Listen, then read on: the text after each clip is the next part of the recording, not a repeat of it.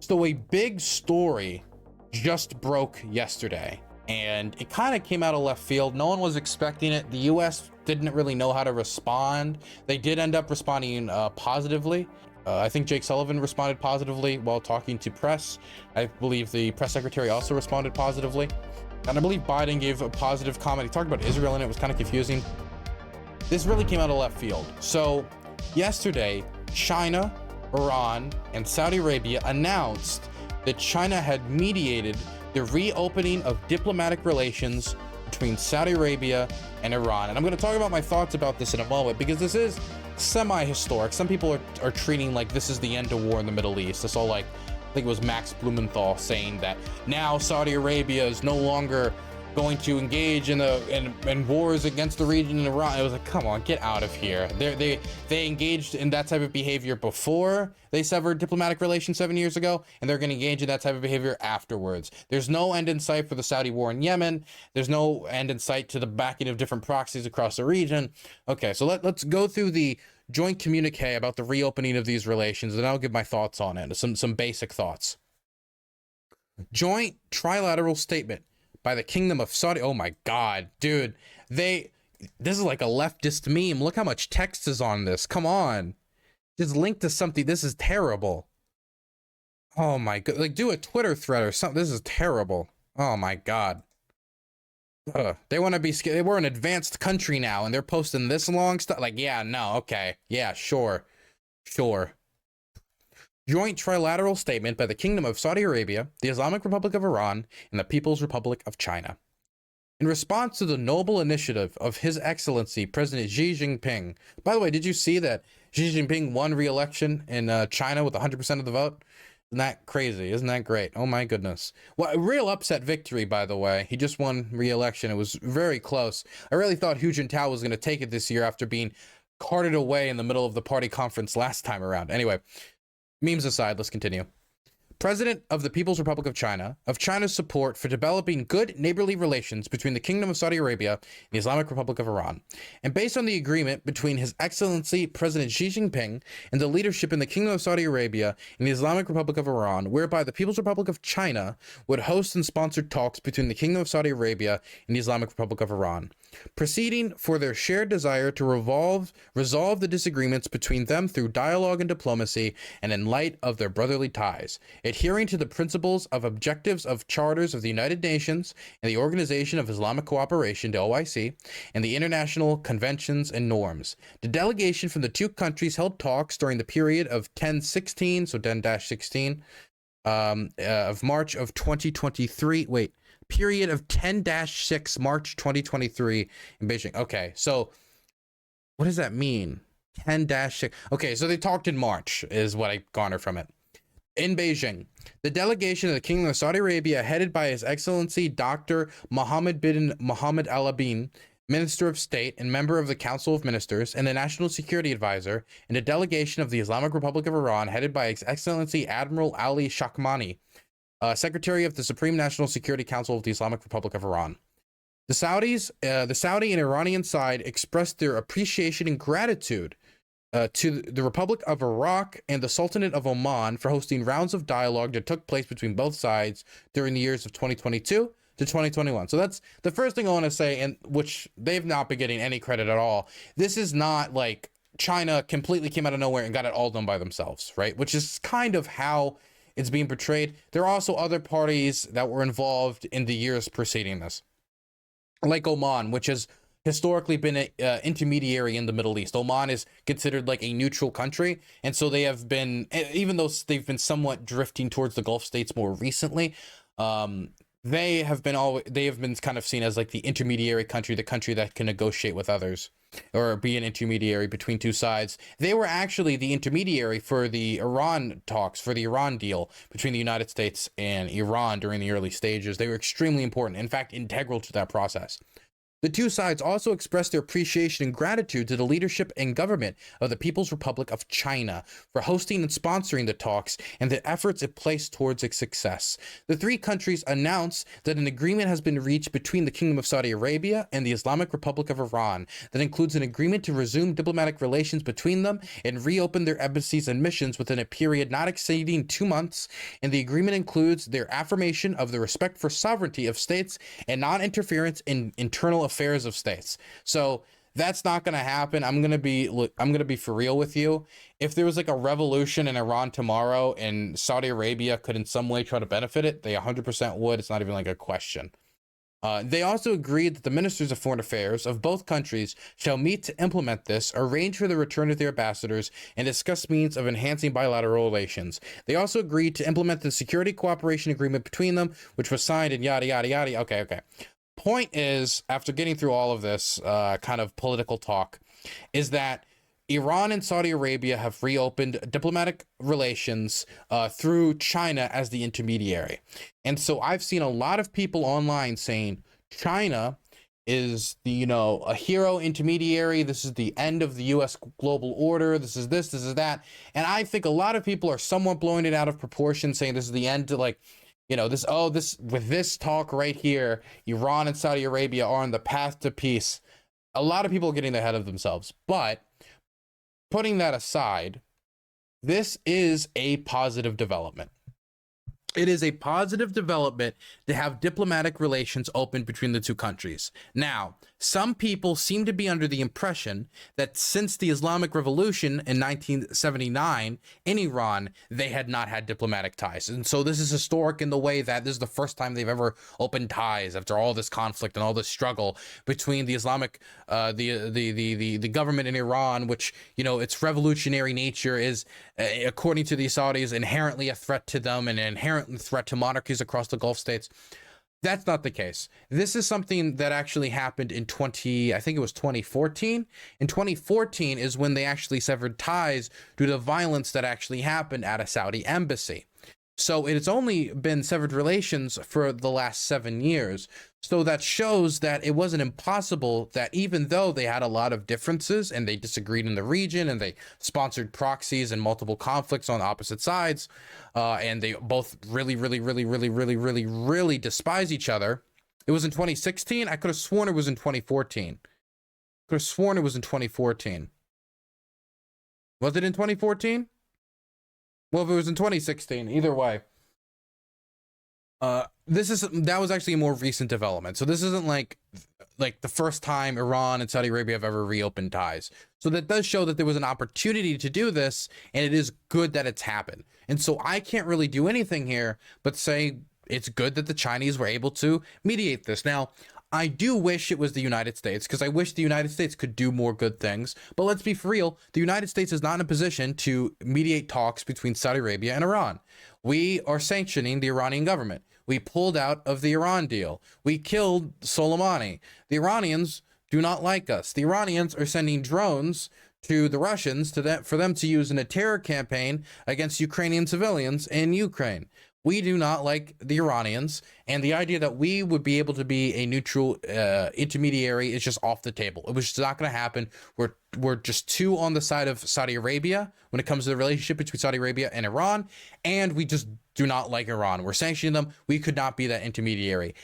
I would have thought, though, it would have been Oman, since this has been their historic role in the region. So this does show some growing Chinese influence in the Middle East as the American government starts to pull out more and more. And we hope that our allies in the region, like Israel, starts to, this is the position of the American government, of course, they try to fill in the power vacuums that we're leaving behind. Obviously, that did not end well in Afghanistan. After we pulled out, the government basically immediately collapsed. That wasn't a huge surprise, though. We all kind of knew it was going to happen. We just didn't think it was going to happen that fast.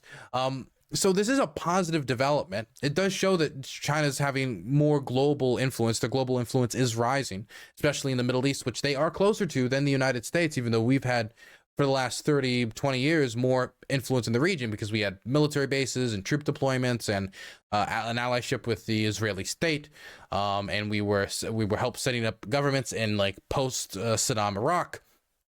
Their growing influence in the region But overall, the main thing I want to say here is this is a positive development. Whether or not you don't like the Iranian government, and I don't like the Iranian government, I also don't like the Saudi government. No matter your position on these two governments, they are both engaged in proxy wars throughout the region. Yemen is the most obvious example of this, which is an extremely bloody conflict from Saudi's pretty brutal bombing campaign and the Iranians shipping weapons to the Houthis, which the Saudis are bombing. This war has been going on. The Saudi intervention has been going on for about 8 years now. The Saudi air campaign, and it has no end in sight. We don't see any Saudi victory coming anytime soon, and we also don't see the Saudis backing down anytime soon, even though this intervention has had very little success, and all it's really amounted to is, well, to be frank, just a massive famine and tons of dead civilians. And our weapons have been used in large part to do that bombing. And so I think a lot of the blood does ultimately fall on the hands of the United States, even if we're not doing a lot of it directly. We have struck like Al-Qaeda in the region as well. But when it comes to the broad strokes air campaign that has killed the most civilians in Yemen, even though we have also killed some civilians in Yemen, the Saudis are doing it in large part funded by American bombs. And stuff like that does need to end. And it's hard to imagine something like that ending without having some diplomatic relationship with the government who's sponsoring the other side of the conflict. And hopefully, this is my hope, that this will open up a new avenue to find peace when it comes to the Yemeni civil war. That's what I'm hoping. Do I think that's a guarantee now? Do I now think like, oh my gosh, the Saudis and the Iranians are 100% going to negotiate this peace. We're going to see peace in the Middle East. This is going to be great. We're going to see a new age of prosperity. Don't get ahead of yourself. It's one thing to reopen relations. It's another thing to do something with that new opened relationship. It's easy to say, hey, let's talk. For example, if you look at the war between Russia and Ukraine, people talk about all the time, you know, the Ukrainian government and the Russian government should talk. They should negotiate. While I kind of, you know, roll my eyes every time I hear that said, the reason I'm rolling my eyes isn't because I'm against the principle of negotiation, is because it's really easy to say negotiate. It's a lot harder to actually agree on a proposal. If you were to sit down the Russian government and the Ukrainian government right now and say, hammer out a proposal, the Russians would say something along the lines of, give us Crimea, give us Donetsk, give us Luhansk, give us Kherson, and give us Zaporozhye. You're also going to be a neutral country. You can't join any defensive structure that could motivate us not to invade you in the future, and you need to demilitarize your country. That's the list of Russian demands, and they consider that the baseline. While the Ukrainians would say, leave, get out of our country, stop killing us. Now, obviously, I think the Ukrainian position is the reasonable one. I think it's the correct one.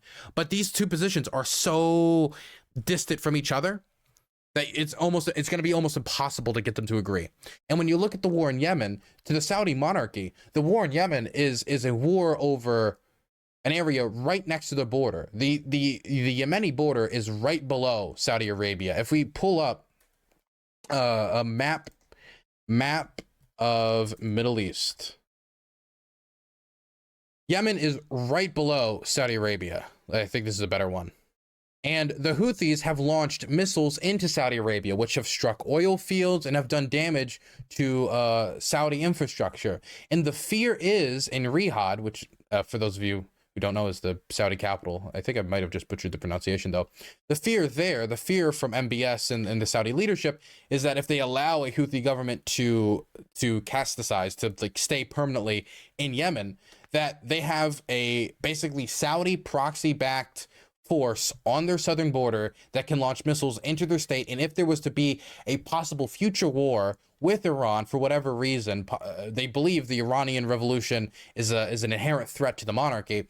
If there was to be that, now they have an easy means to maybe evade Saudi Arabia, or more likely bomb Saudi Arabia, or funnel weapons in to attack Saudi Arabia through proxy. And they wouldn't even need to necessarily be a declared war between Iran and Saudi Arabia for Iran to poke Saudi Arabia through these Houthi-backed rebels to launch missiles like they already have done before. And that's why a comprehensive peace agreement would be so important, to make sure that a ceasefire would not be violated, which could then spiral the violence out of control. Because no matter what the Houthis set up in Yemen, it's going to be hard for them to build up enough military force even if they were to just straight up win the war, to be able to withstand the Saudi Air Force. I mean, you gotta, like, these Houthi rebels don't have an air force. These Houthi rebels don't have a lot of anti-air potential. It's part of the reason why the Saudi bombing campaign has been so horrific, is because there's literally nothing that can stop them.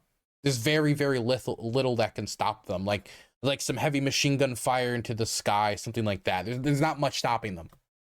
And so that's why the Saudis are terrified of the idea of there being a Houthi-backed state, an Iranian-backed state to their south. And that's why they're propping up the former Yemeni government in trying to stop the Houthis from taking over the country, or even having like half the country, right? Which it kind of looks like, in my mind, what it might end up being at the end of the day. Some peace deal that ends up splitting up Yemen, which might sound crazy, like, oh my gosh, you're going to balkanize Yemen.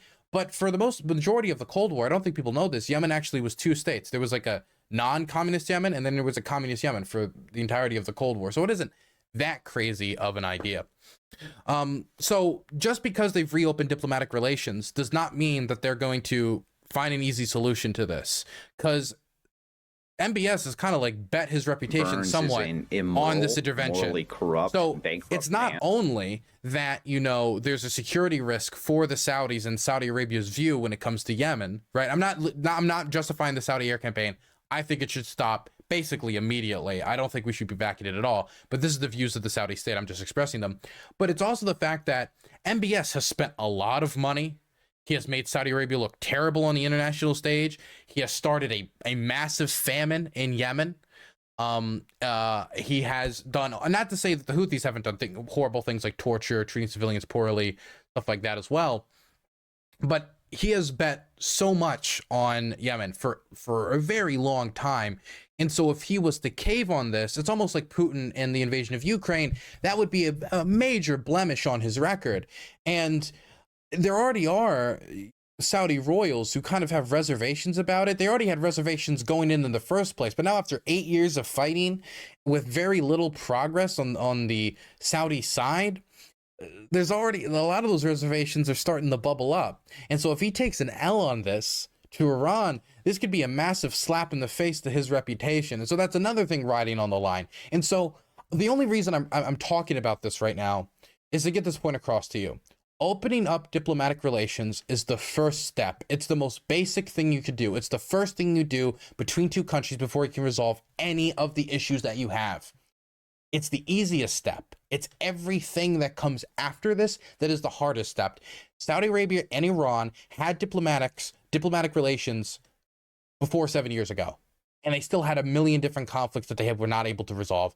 And most likely, even though I hope that's not the way it goes, that's what's going to happen. They're going to open up diplomatic relations. They're going to start talking about these conflicts. They're going to find themselves at completely different ends of the spectrum, and then they're going to go back to the corners, and nothing will be different.